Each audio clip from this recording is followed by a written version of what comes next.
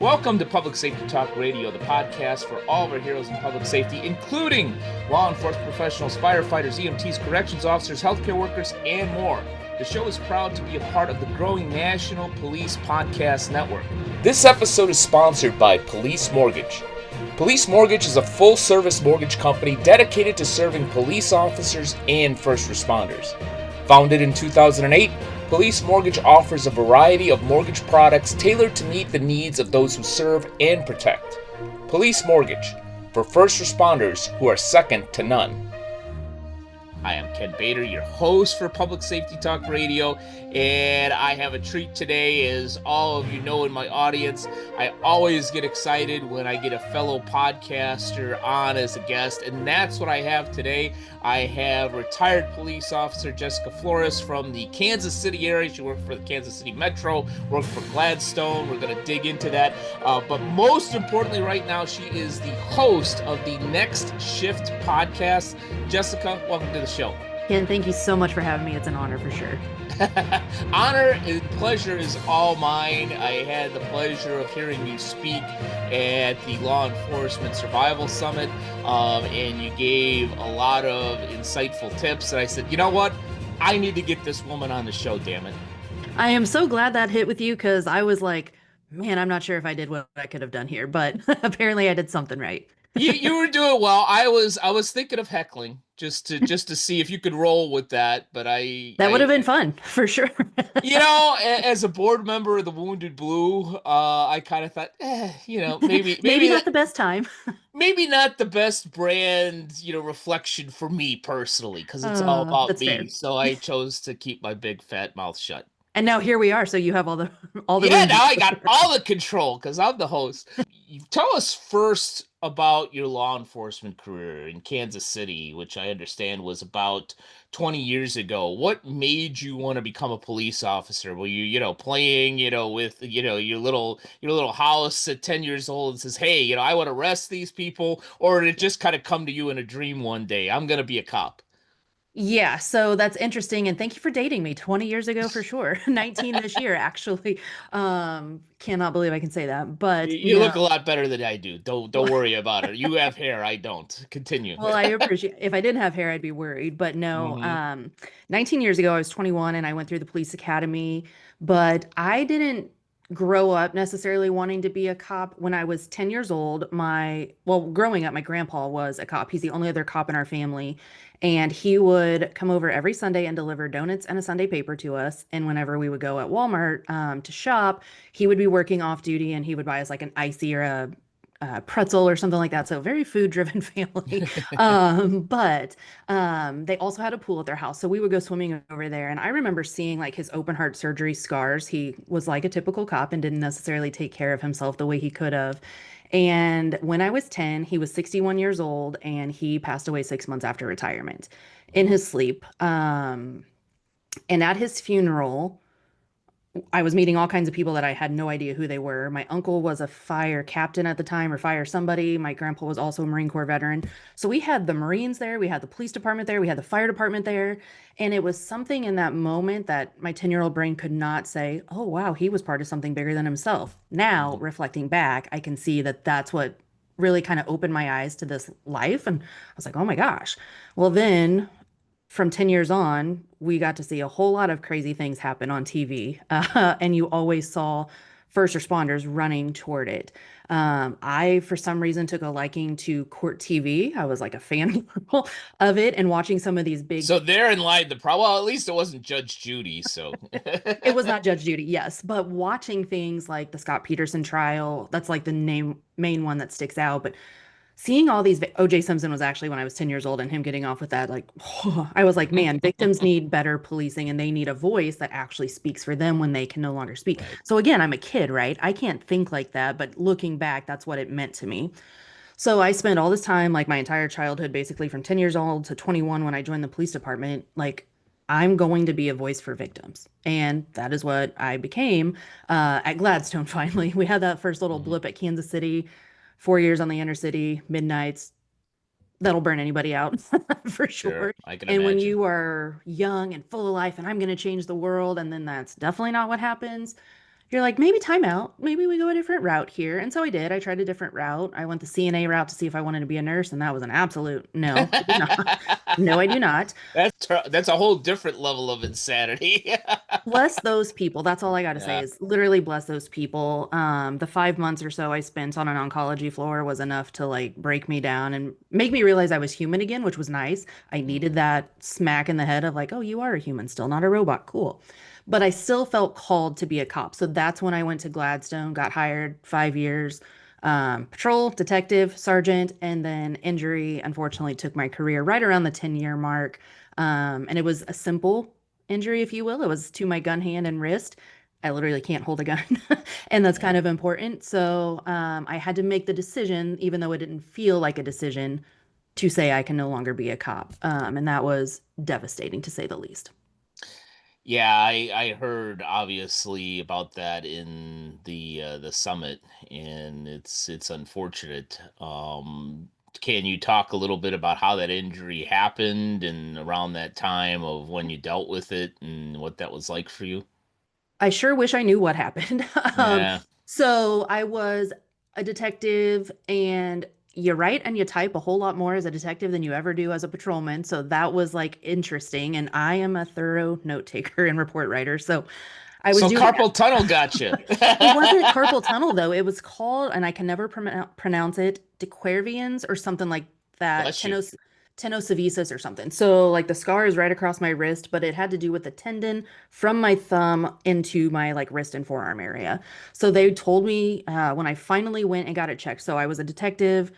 I fished tournaments with my dad because I could finally like have weekends off, which was great. And then we did really well in our tournament. So I was reeling bass in very big bass constantly. And so a combo of the writing and the freaking fishing and the workouts Yeah. that I was doing, it all just like conglomerate. I'm like, okay, but again, only to this hand. Like this hand was fine. So my gun hand unfortunately was affected. I finally, or I got promoted to sergeant. We all know you go back to midnight patrol when you get promoted to Mhm. sergeant. So went back to midnights. I had been wearing a brace like on my wrist just to keep it kind of stable. Well, I would Mhm. rip it off on the way to calls so that nobody knew there was something wrong on the street. Like the guys knew because they saw me wearing it, but I didn't want anybody in the community to know. So I rip it off on the way to call. Well, when it got to the point where like I literally couldn't grab my gun without severe pain, I was like, Mhm. maybe need to go get that looked at. We're all stubborn. We try to like hold it together as long as we can, knowing that, oh man, I might not like the outcome of this. Well, I went, I got it checked. The surgeon, the MRI was like, yeah, you definitely have this going on. And there is a cyst like in the web of your hand. I can't do that surgery, but this guy can. Sent me to that Mhm. guy. That guy's like, hey man, 3 months, good as new. Like, let's do the surgery, blah, blah, blah. The surgery did not work in 3 months or even 6 months. And right around 8 months, I had asked for a second opinion, probably month 6 or 7. That doctor was like, I can go in there, but if I nick a nerve, and that's very likely because your hand is small, you Mhm. will lose all feeling in your hand. So it was at that time I had to either decide not even be able to hold anything in my hand at all, or just deal with the pain for the rest of my life. Yeah. And 9 years later, here we are still dealing with it. It's actually very aggravated right now from trying to weightlift a little more than I should have. Mhm. But yeah, that was the end of my career was a freaking wrist injury.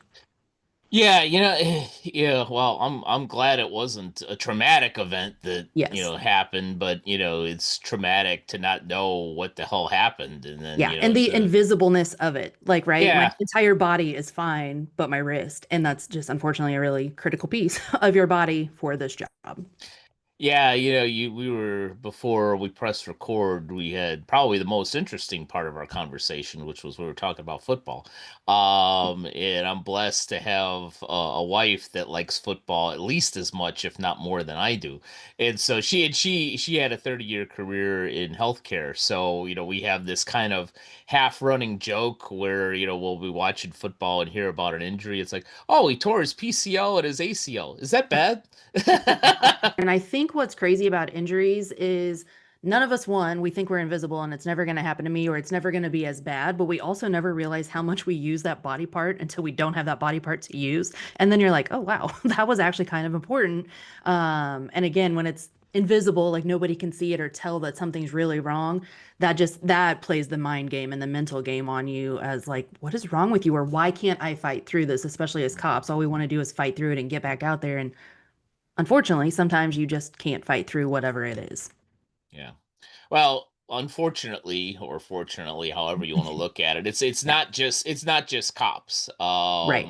I was never a first responder, but I have a running argument with my wife, and I messed up a shoulder and part of of a tricep, and she forced me to like rest it for like 10 days. It's like, So oh annoying. yeah, I'm like, okay, I feel better. I'm going back to the gym, and she's like, yeah, really? Well, what are you gonna do? I says, well, I want to push it. I want to see, if it's healed or what. I won't know how good it is until I work with it. And she's like, well, if you need surgery, that's 6 weeks out of the gym and not just 10 days. So take Yeah. it easy, Tarzan.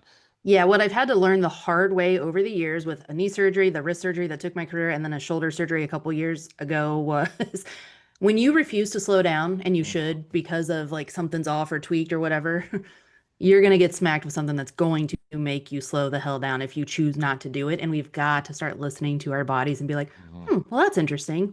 What can I do to make sure this doesn't end up long term? And that's for us stubborn cops very, very hard. Yeah, yeah. Again, not a cop, but just as stubborn probably as you are. I was thinking of going to the gym today because this thing is about like 95%. And now, between you and my wife, I'm convincing myself that maybe just working out with some light bands today would be a good Or idea. just a walk, for God's sakes. Just adapt what you can do. And that was another lesson I had to learn the hard way. We didn't get into it, but the first 2 years were really horrific and lonely, and they sucked, and there were no Yeah. resources. And I used every excuse in the book, like, oh, I can't work out because my wrist. And I look back at that 2 years that I wasted and was like, what the hell was wrong with you? Like, it Yeah. was a wrist. You could have gone and done any other things that you wanted to. And at some point I did. I started walking and I started running for some unknown freaking reason, fell in love with running. But it was that whole like, oh, I just have to adapt how I do things and be okay with that, because the all or nothing perfectionist mindset that I had had Mhm. my entire life, especially in my career, was lying to me. And that's not how life is meant to be lived. And so that Mhm. was, again, there's so many lessons I've learned throughout this journey that, again, I wouldn't have learned if it had not have happened. And when you said fortunately, unfortunately earlier, I used to think unfortunately that happened. And now I think fortunately it happened because I get to Yeah. do what I'm doing now. Yeah, yeah, let's get into some of those lessons and get into next shift, yeah, because one of the things I tell practically every one of my clients is don't let what you can't do keep you from doing what you can do. I Yes, for mean, sure.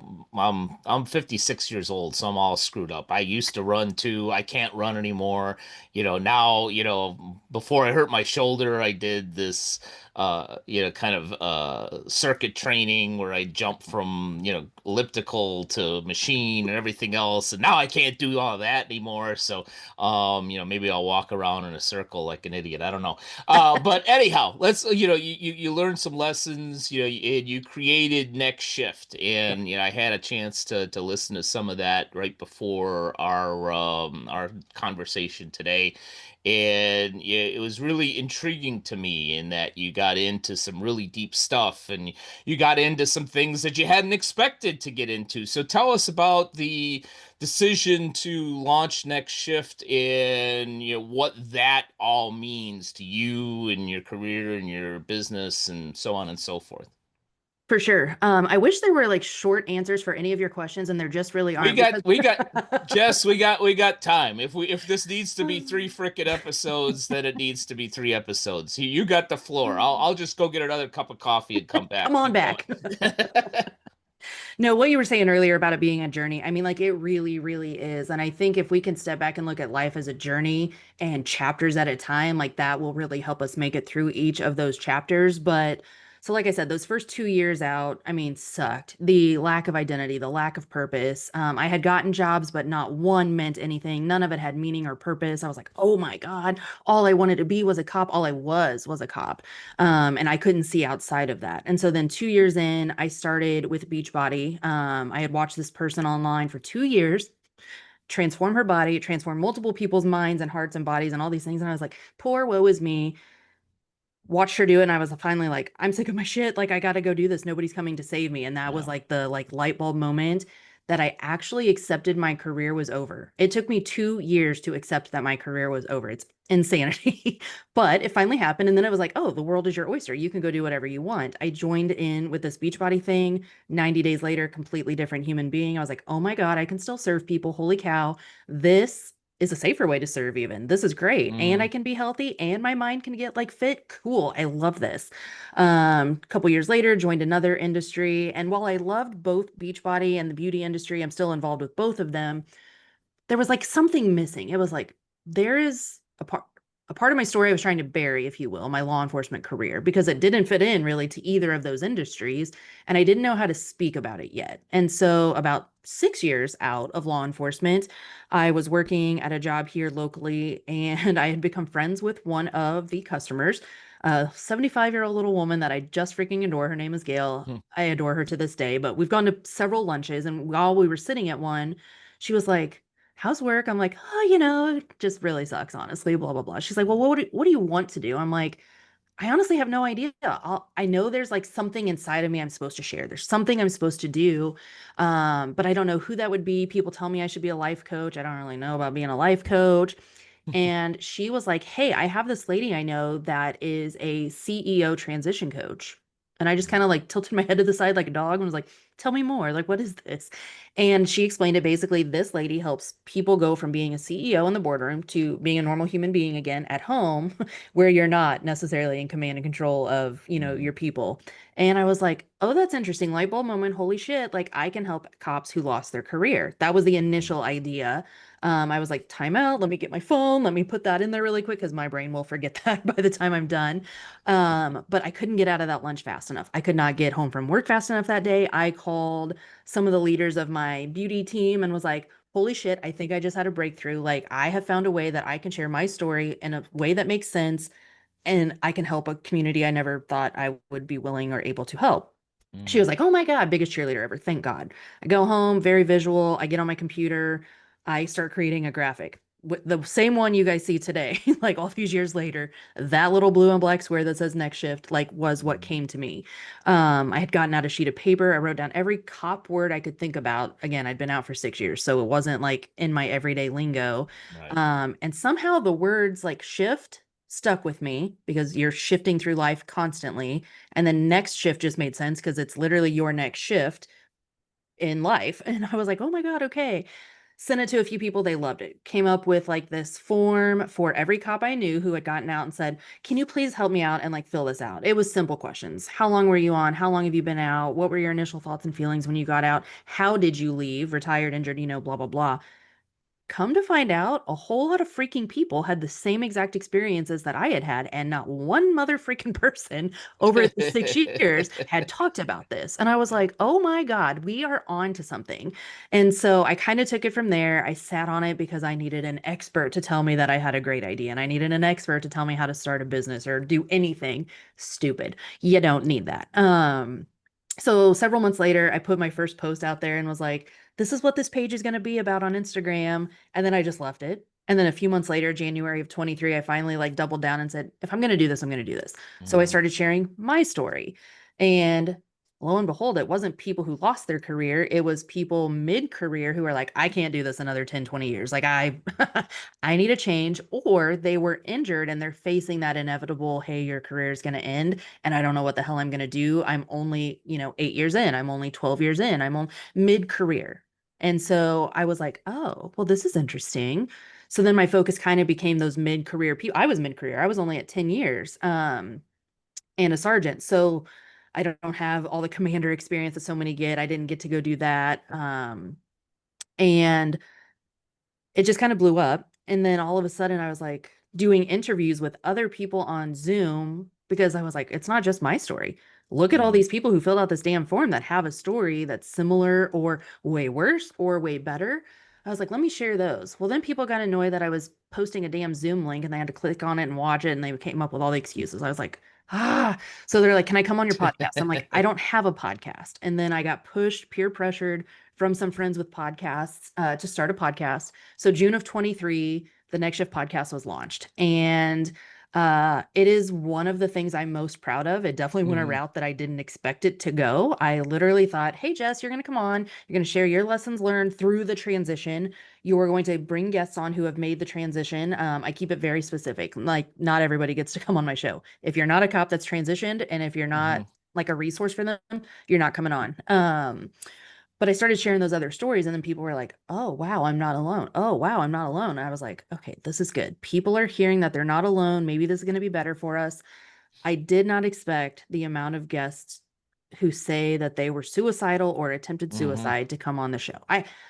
While I was on, you guys heard 19 years ago is when I started. We didn't talk about mental health. We did not talk about suicide. We did not Right. talk about anything that freaking mattered at all. We joked about things and like how we would never pass a psych test after 5 years. Hello, that's a problem.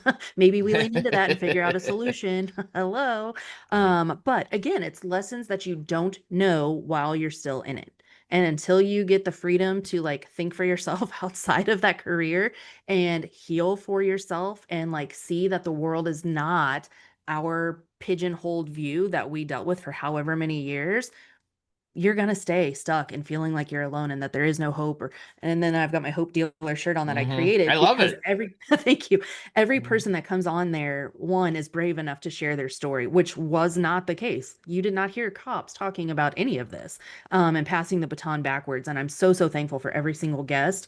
But I truly refer to them as hope dealers at this point because I feel like that's what they are. They're providing hope for life after law enforcement, something that most of us never knew existed, even though that sounds ridiculous. Our career will end one day. So, listeners, your career will end one day, no matter what. You don't get to pick when, though. Trust me, I know. Mhm. And if you don't have any sort of plan, you don't have any sense of who you are without this job, you are going to be screwed. And that's not to be negative. You're going to be screwed. You've got to do some of the internal work to understand you and who you are without the badge before it's taken from you. Yeah, I love all of that, especially what you just said in the last few sentences. I mean, hope is great, but as I tell a lot of people, hope is not a strategy. Right. Even Action. said that yesterday in a board meeting. But you talked about the work that needs to be done. So there's hope, and then there's a creation of Right. a strategy, is what I heard. Did I get that right, or am You I did. just old and stupid, or both? No, you 100% got that right. So the part that so many people miss is the action piece. Yeah. We want to sit and sulk in our misery and like Hmm. we want other people to understand our misery. And it's really great when other people also understand it and they're sharing their stories and we're all like, okay, yeah, this is really shitty. Hmm. And then nobody's talking about how the hell we get out of there. So, Hmm. but anyways, I didn't have any like formal frameworks or anything like that. When I say like I started that fitness journey Hmm. and it changed my life, one of the things they honed in on was personal development. I was like, you are so dumb. Like, I do not need that. Nobody needs that. Blah. Well, come to find out, it's actually really important. And not only were the trainers leading us through the workouts every day speaking in ways that spoke life into you, which is not something Hmm. I had experienced in law enforcement, that was huge. And it helped create a whole lot of like mindset shifts and perspective shifts. Again, the all or nothing perfectionist mindset, it went out the window. Do the best you can today with what you have. And again, like you Hmm. said, focus on what you can do, not what you can't do. This all came from fitness. And I was like, what the hell? Why am I learning all of this through fitness? But okay. Um, and it wasn't until we're in 2025, I think it was earlier this year or late last year that I was like, the fit method that kind of like rings to Hmm. me because again fitness journey is what helped me, but I was like what can these letters stand for, and it was literally face yourself. We all have to face ourselves eventually. You have to be aware enough to look at yourself and be like, yeah, I really don't like that person looking back at me, and Hmm. what am I going to do about that, because that's a really hard realization for anyone. Excuse me. But you face yourself and then you identify the areas that you're not maybe so proud of or that need some improvement or need some growth or need something. And maybe you don't even know what that is yet. You just know, hey, this is what needs work, and then take action. So Hmm. FIT, fit, face yourself, identify where you need to grow or go and then take action to get there. And again, that is different for every single person. That's why I love coaching, is because you come to me with where you are. I meet you Hmm. where you are, and then we decide where you want to go and why you want to go there, which is the most important piece that so many people miss. Why do you want to go there? Okay, well, now who do you have to become in order to get to that place? Because who you are today is not able to do what that is over here. You have to Yeah. do some work to get there. And that's the messy middle piece that not a lot of people like to talk about or do, but it is the most crucial and critical piece. Yeah. So much to unpack there because there's so much. I told you there's no short answer. Sorry. No, unfortunately there isn't. There's so many things that are popping into my head because what you're saying is really resonating on so many levels. I mean, from the podcast end, when I started Public Safety Talk Radio, it was all about financial, professional, physical, and emotional health. Yep.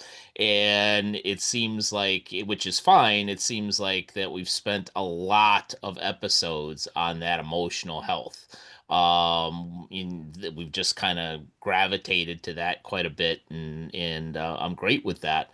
But as I've discussed with a lot of guests, like yourself, the whole line of it's okay to not be okay, but you don't get to stay in not okay. It's like, all right, Yeah.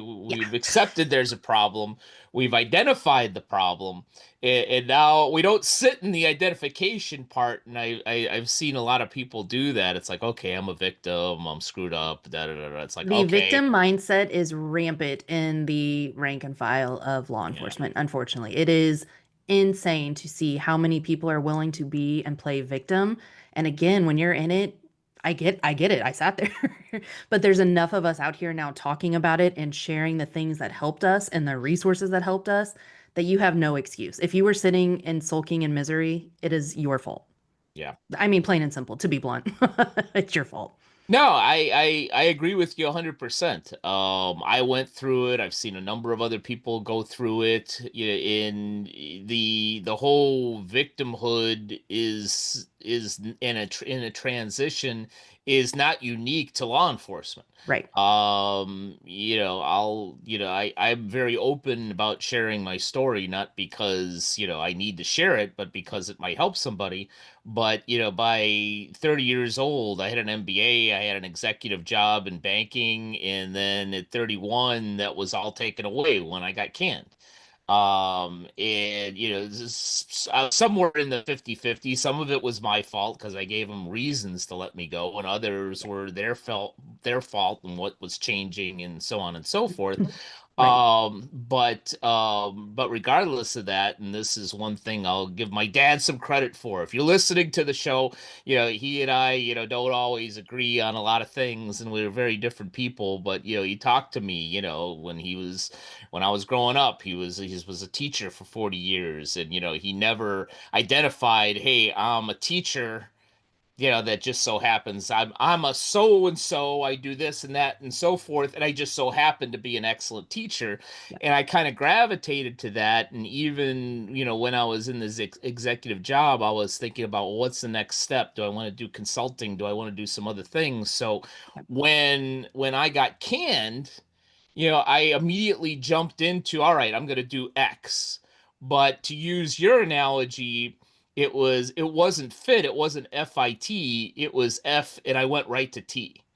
And I took action. Yeah. But I think, if I look back on it, and part of my alcoholism was probably part of this.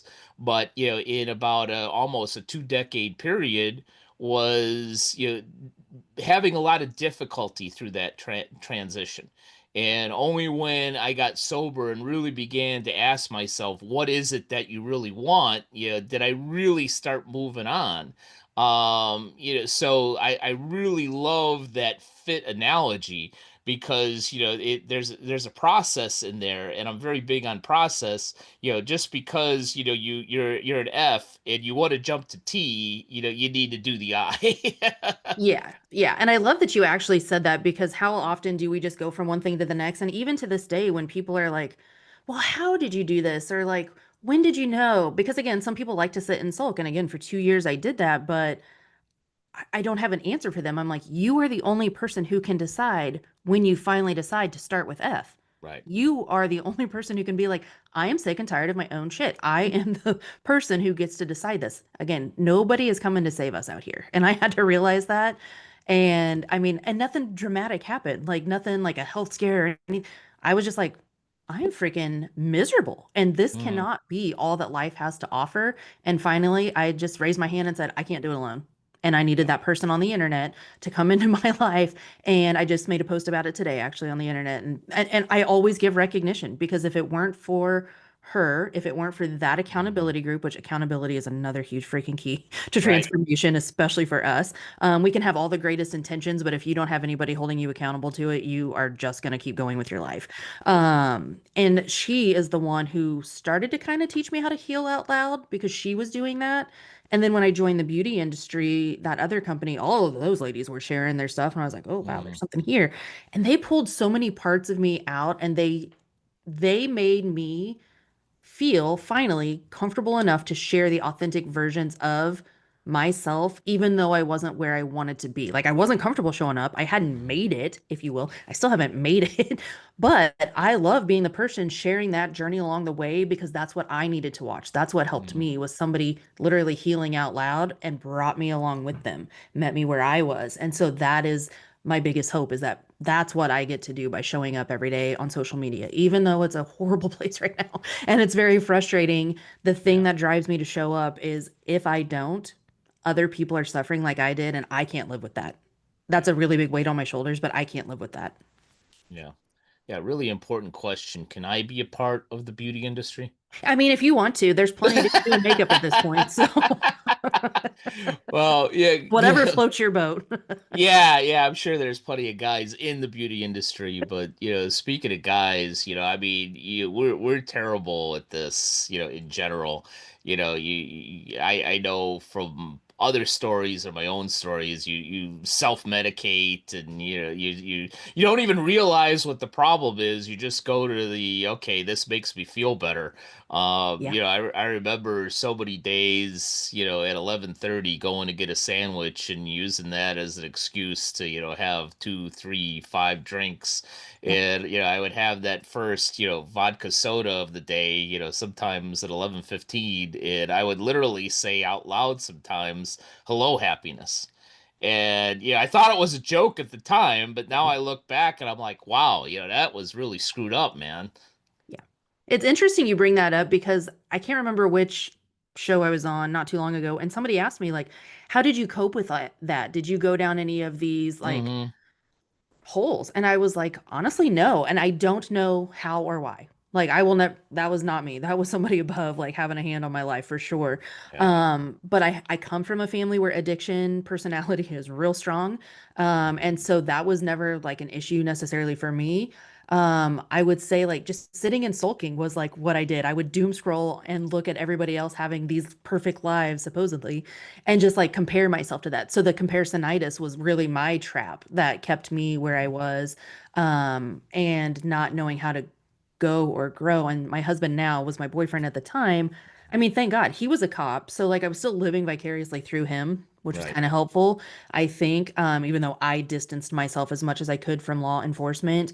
But again, I have a great family. I had him. I had a lot of stability, and I didn't have any of those issues prior to losing my career. So Mm-hmm. it wasn't like they just escalated because of losing my career. No, instead, I think it actually pushed me so far in my comfort zone to trying all these different industries and trying all these Yeah. different, getting out of my own way and allowing myself to try these different things. Again, I don't know how or why that worked out the way it did, but it has, and it led me to where I am today. Yeah. Yeah, that's awesome. Yeah, another important question that I failed to ask is can you shoot a gun accurately with your left hand now? I haven't done that since a long time ago, and I will. So I can hold a gun. I actually went, it was 2020, my birthday in 2020. We decided to go to the range. I just wanted to see. And this Mm-hmm. was 4 years after losing my career. So we went to the range. I was able to shoot, but again, if I use my wrist, the next week is it's gone. Like Yeah. you're not doing much with that thing. So I was like, okay, that's cool that I can still shoot, but I also had one of the ear things. I just use the little plugs. Well, one Mm-hmm. didn't expand and somebody shot right next to my left ear. So Mm, 4 years, 5 years later now, I'm still dealing with ringing in my freaking ear, which is yeah. awesome. But I was like, okay, well, I proved I can shoot it still. It's still in my nightstand. If I need to use it, I will kill you. But I'm I not know how trying to to use use my it. gun all the time. Yeah, those damn earplugs, they say, I literally I kid you not. We're going off the rails here, but I don't care. It Yeah, it happens. got, foam earplugs. Oh, It dude, yeah. says, frickin' what is it? I can't read. I'm old. But it's supposed to be, 32 decibels. I put these in. I could hear all kinds of shit. I could hear squirrels eating nuts and Yeah, they're comfortable for sure. They're definitely more comfortable, but no, that just wear headphones, like wear the big yeah, things over your ears. Don't deal with this. It's a pain yeah. in the ass. Absolutely. So let's, as we begin to, because I could literally talk to you for next hour, but we both have stuff to do. So as we kind of begin to wrap up, Yeah. you've had your experience. You have this great podcast, Next Shift. You're learning a lot through this podcast. There's always probably 50 solutions to any problem, but is there something you learned? Is there a number one tip? Is there something out there that you say, you know what, this is what I keep seeing or hearing or experiencing? If people can maybe do this one thing, if they're, struggling or in crisis or something, if they could do this one thing, that would help them at least get to the next rung. I want to give a little caveat before I Sure. answer that because as you were talking about that, 50 solutions. Every single person out here that is sharing information about what you can do or what they did is the expert in their story. You Mhm. are the only expert in your story, so you can take bits and pieces from what each and every one of us is doing. But if you try to use 50 different people's tactics or tips or tricks, you're going to overwhelm yourself. You're going to burn Excellent out. point. So if you find someone out there and you are just really resonating with post after post after post, lean into that person and what they're saying. Reach out and have a freaking conversation. I know that's not comfortable for a lot of people, Hmm. but I have yet to in 2 or 3 years now meet one person that has transitioned out of this field that is not willing to hop on a call with you and have a conversation and say, this is what I did, or at least just maybe you just need to vent. Um, I think the number one thing is realize that nobody's coming to save you. And it's a really Hmm. hard realization, but nobody is coming to save you. If you're feeling a certain way, you have to recognize that and you have to be strong enough to say, I need help and I can't do this alone. And then reach out here to the plethora of resources that are now available. Maybe it's not my way. One resource I do offer, and I didn't really get a chance to talk about it, was the debrief that I do every single month. Hmm. That is hands down my favorite thing I've ever created through Next Shift. It's a monthly call on Zoom. Once you sign up through any of the links in my bio, you get it every month so that you're always aware. But it is just a virtual room of current and former cops coming together, talking Hmm. about the hard things, the things that we weren't allowed to talk about when I was on. And I'm the only female typically. Um, but a majority of the people are like the 19 years plus people on this job. So it's the generation that I would have never expected to show up to this, talking about things that I would have never expected people to talk about on this call. But we have some younger guys come in there. And so don't let that scare you from showing up. Like literally, it takes all of us to learn from each other and each other's stories. And to hear us get to the end of the call, because I just kind of pick around the room and we go around, to hear all of the new people be like, I had no idea other people felt this way. Hmm. Or, wow, I could see myself in each and every one of your stories. And, well, what did you do to get from here to here? It is not just like a trauma dump situation. It is literally Hmm. like who you are, where you from, what brought you, or what keeps you coming back to debrief. And then what do you want to share? Good, bad, ugly, whatever it is, you get the floor to share. And then you just watch everybody dogpile on you and be like, here's what this is, or here's this resource, or you should connect with this person, or hey, I have this job available. It's not transition based at all. It's literally just a place to come and debrief throughout your career or throughout your life. If you're already done with law enforcement, that is what we need. We Hmm. don't need to wait until the end of our career to dump 10, 15, 30 years out. We need to be doing that consistently. So every month I give you that opportunity. And it's truly my favorite call every single month. Yeah, I love all of that, Jess. That was On a lot more than just one thing, but come to debrief. That's your one thing. so to think that the answer is, and I say this too, and probably a lot harsher of a way than you just said it, is, nobody's coming to save you. You usually with people, because maybe I don't have the empathy level that others, and especially you have, Thank you for saying that. I feel like it's gone away lately, but well, it's funny, and I'll say this on recording is, and some people give me some crap about this, is while, 5.5 years in recovery, and I took a lot of good for you. accountability for a lot of the things that I did, and accountability for the things that I continue to do.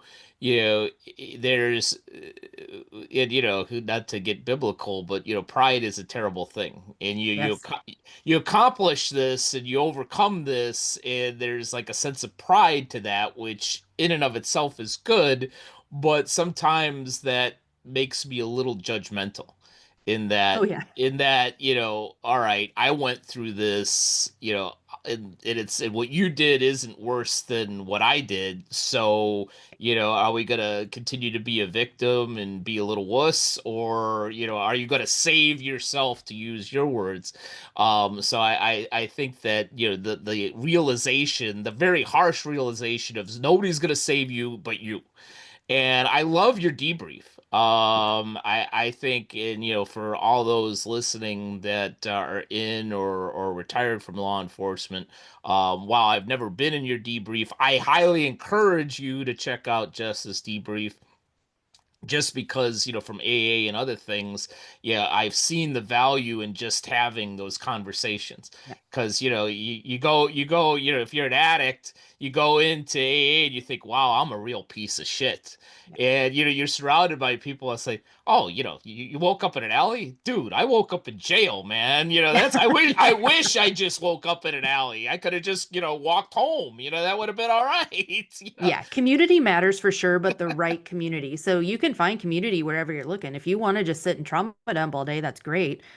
It's not helping you. If you want to come to a place where you can somewhat trauma dump and not trauma compare, because we are very bad at that. Like, well, Mm-hmm. you didn't have it as bad as I did, or I didn't have it as bad as they do. I shouldn't feel this way. No, no, no. Self-compassion and grace with yourself is necessary and key. I don't get to decide what's trauma for you, and you don't get to decide what's trauma for me. That was another realization because I judge a lot.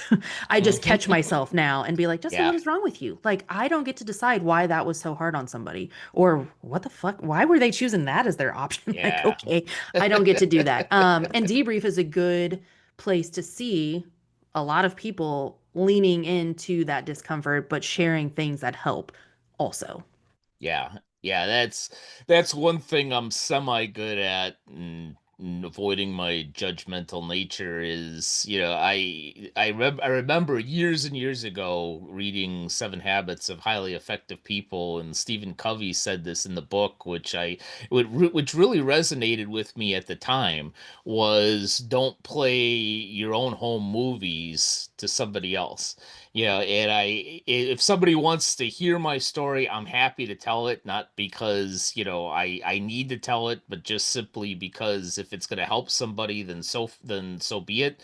But, I always give the caveat of, this is simply what I went through. You could have gone through something completely different. If you take one out of 100 things that I say and just use that, and it's going to help you, then I'm fine with it. Forget about the other 99 if they just don't apply. And the debrief, I'll end my little ramble with this, is in my experience in talking to a lot of law enforcement professionals. One of the themes is, sometimes, you don't need frickin' 10 months of therapy. Sometimes, all you need is a conversation. Yeah. And having that conversation maybe enlightens you to say, things aren't that bad, I can move on. Or maybe you say, I need something. But, Yeah. sometimes all you need is that conversation. And it sounds like that debrief is an Yeah. excellent place to do that. For sure. And a disclaimer on that, it is not therapy. It's not replacement for therapy. It's Right. not critical incident debrief. It is none of that. It is literally just a place for you to come and get things off your chest. If you say something that myself or anybody else is like, oh, time out. You're going to need more resources than what this debrief can offer you. We will help you find the resources for whatever you Right. need to do, because it's often that, yeah, you should probably go talk to somebody about that. That's not going to get better coming here once a month at all. Right. But I'm glad this was a safe space for you to come offload it. And now you know what we can do next. Right. It's a great first step. Yes, So for sure.